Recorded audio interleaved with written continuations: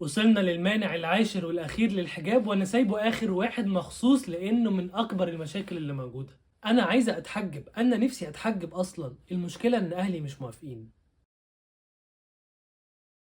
طيب كلامي في الفيديو ده بشكل أساسي هيكون موجه ليكي انتي، ولعل فيديو تاني لو ربنا يسر أوجه فيه كلامي للأهل، لكن دلوقتي انتي اللي معنية بكلامي. أول حاجة هقولها لك، أهلك مش أشرار، أهلك بيخافوا عليكي وبيحبوكي بس بطريقتهم، وهم للأسف غصب عنهم اتزرع جوه دماغهم وجواهم أفكار كتير من الإعلام، من الصحاب، من الحياة، بأسباب سياسية، بأسباب تانية، إن شكل الالتزام الظاهر ده فيه مشكلة وبيعمل مشاكل، وهم بقى اتلعب في دماغهم وماشيين في طريق غلط. وانت دورك هنا انك تطمنيهم وتقولي لهم كل حاجة وما تخبيش عنهم حاجة. كلميهم انت ليه عايزة تلبسي الحجاب، وسمعتي من مين قال كده، ومين صحابك، ولو بتحضري درس هنا ولا هنا قولي لهم وشاركيهم، وقولي لهم كمان تعالوا احضروا معايا. طمنيهم وقولي لهم ان كل ده ملوش اي علاقة بافكار وحشة في دماغكم، انت نفسك تمشي في طريق ربنا، وربنا هو الحافظ وهيحفظك من كل الشرور، واكيد اللي امرني بعبادته مش هيخذلني لما اطيعه. كلميهم وطمنيهم، ما تبقيش غامضه وبتصديهم. النقطه التانية، انت عندك سلاح قوي جدا مش بتستخدميه، السلاح ده هو العياط والشحتفه.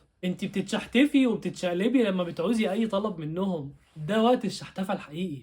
اتشحتفي علشان هتصعبي عليهم باذن الله وهيوافقوا. النقطه الثالثه زي ما اتكلمنا في الحلقه الخامسه والسابعه، لو ما شفتيهاش روحي اتفرجي عليها، الذنوب سبب رئيسي في البلاءات والمشاكل اللي بتحصل لنا. وطبعا كون الاهل مش موافقيني او مش بيعينوني على طاعه واني ارضي ربنا، ده بلاء كبير جدا ومشكله كبيره جدا. وساعات بيكون حل المشكله المجعلصه الكبيره قوي دي في 5000 استغفار، في 10000 استغفار وتوبة، في إني أرجع لربنا وأستغفر كتير وأتوب كتير. ذنوبنا مكبلانا يا جماعة، ذنوبنا أكنها ماسورة مفتوحة كده وجاية علينا عمالة تنزل لنا في مشاكل وبلاءات. احنا محتاجين نقصر الماسورة دي او نلغيها اصلا علشان نوقف البلاءات دي. ممكن بلاء تاني جاي بسبب اختبار، بلاء تاني جاي بسبب رفع للدرجات، ولكن هنا باب كبير قوي جاي منه بلاءات محتاجين نوقفه. فاستغفري كتير وتوبي كتير، على الاقل لما نقول يعني انك مش بتعملي حاجة 100 الصبح و100 بالليل مع اذكار الصباح والمساء، 100 استغفر الله واتوب اليه، او رب اغفر لي وتوب علي انك انت التواب الرحيم.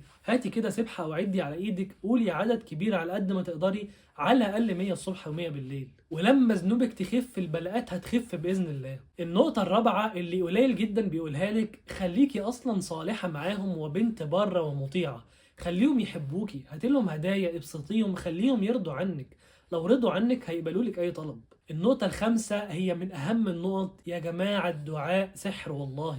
يا رب رقق قلوبهم، يا رب اهديهم، يا رب خليهم يوافقوا، يا رب حببهم في الحجاب الشرعي اللي يرضيك، يا رب أنا عايز أعمل كل ده وداخلة في المشاكل دي كلها عشان أرضيك، فيعني يا رب. ولما تتذللي لله وتدعيه ربنا بإذنه سبحانه وتعالى هيستجيب لك. ولو خدنا بالأسباب الخمسة دي صدقيني حالهم هيتصلح وهيتبدل تماما وهيوافقوا بإذن الله، وهتكتشفي في الآخر إن المفتاح كان في إيدك أنتي، بس أنتي ما كنتيش بتستخدميه. بدل ما أنتي شايفة بابا ماما أشرار وواقفيني في طريق ربنا، هتشوفي إن المفتاح كان في إيدك وإن هم صح وخايفين عليكي، بس الأمور بس عايزة تتظبط شوية. وأخيرا هذكرك، لو بعد كل ده وبعد كل المحاولات ما وافقوش، فلا طاعة لمخلوق في معصية الخالق. احنا كل ده بنعمله علشان نرضي ربنا وفي نفس الوقت نرضي الوالدين، لكن لو فشلنا في اننا نرضي الوالدين بعد كل المحاولات وكل الاسباب، فاحنا محتاجين نرضي ربنا.